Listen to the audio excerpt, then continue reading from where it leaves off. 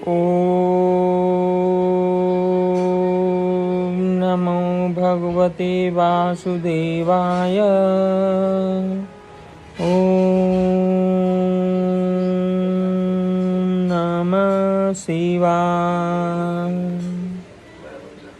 सुप्रभात मित्रों, आजकल के युग में शांति, समृद्धि, सुख, वैभव इत्यादि चीज़ों की अत्यंत ही कमी आ गई है।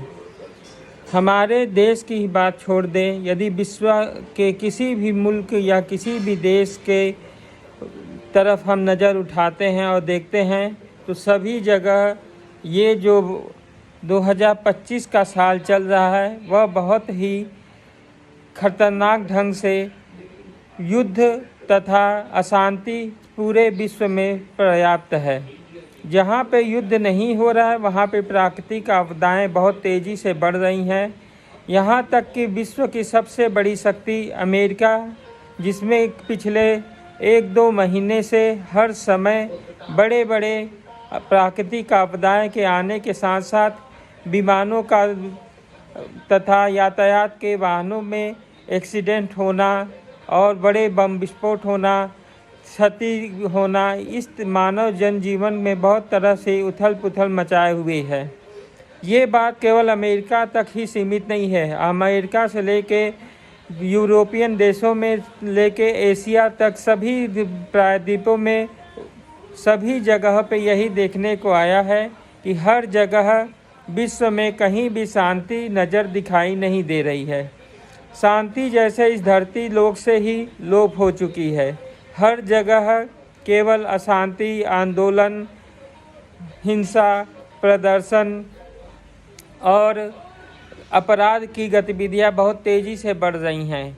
यहाँ तक कि सभी एक दूसरे के प्रति जो मानवता या प्रेम संबंध में रहने के जो नियम हैं उन सब को त्याग करके छोटी छोटी बातों पे ऐसा एक दूसरे के प्रति द्वेष रख रहे हैं मन में कि जिसका कोई ही शान ही नहीं है।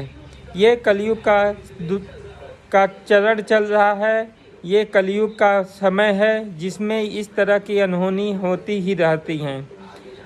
अपने आसपास के इलाकों को ही देख लें या कहीं भी देख लें, सभी जगह बस एक ही पर्याय बना हुआ है, अर्थ की अत्यधिकता, लालसा, पिपासा, जिसकी वजह से इंसान हर तरह के धार्मिक,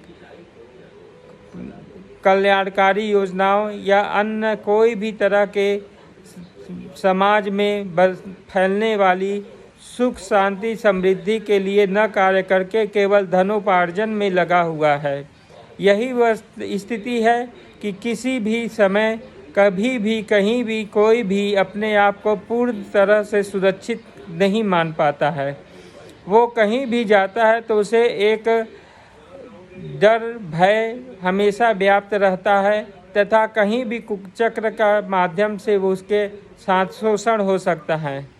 इन सभी आपदाओं के साथ में आर्थिक तौर से कमज़ोर करने के लिए जो मीडिया में तथा आजकल के साइबर सिक्योरिटीज़ भी हैं उनके भी बहुत तेज़ी से बढ़ावा हो रहा है।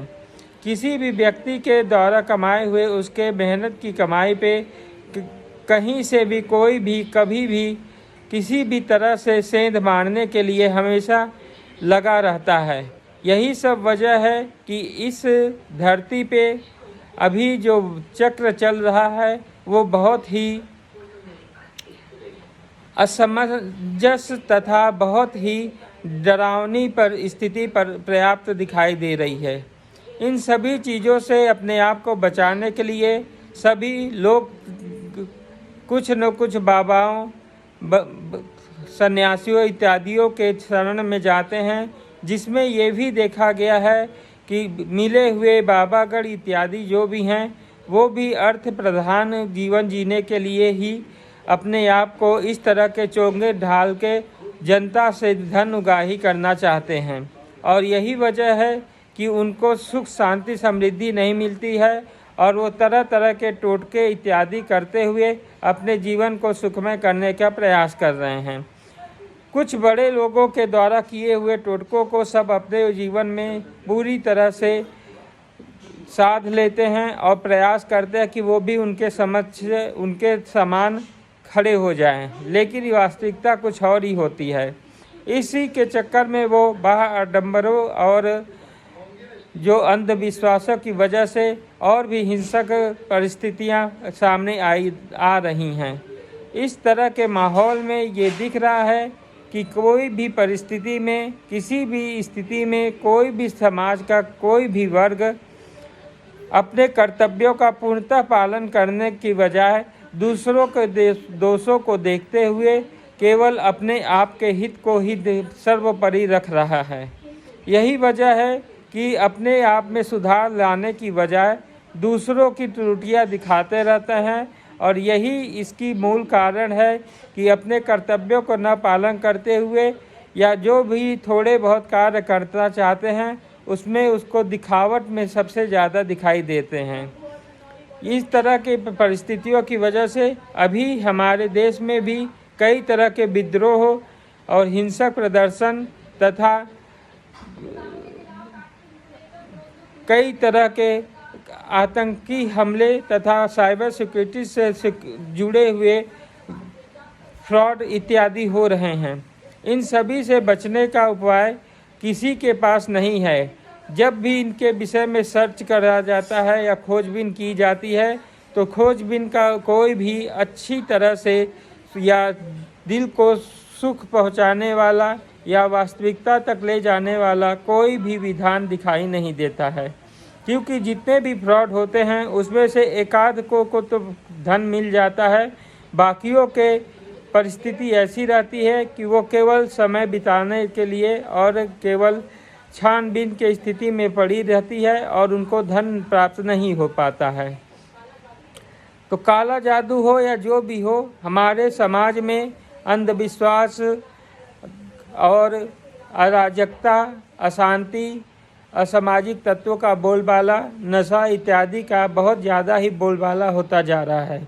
इन सभी से बचने के लिए हमें जो चीज़ चाहिए वो है शांति, धैर्य, संतोष और परोपकार। इन सभी के माध्यम से ही इन अंधेरे को दूर किया जा सकता है। जय हिंद, वंदे मातरम।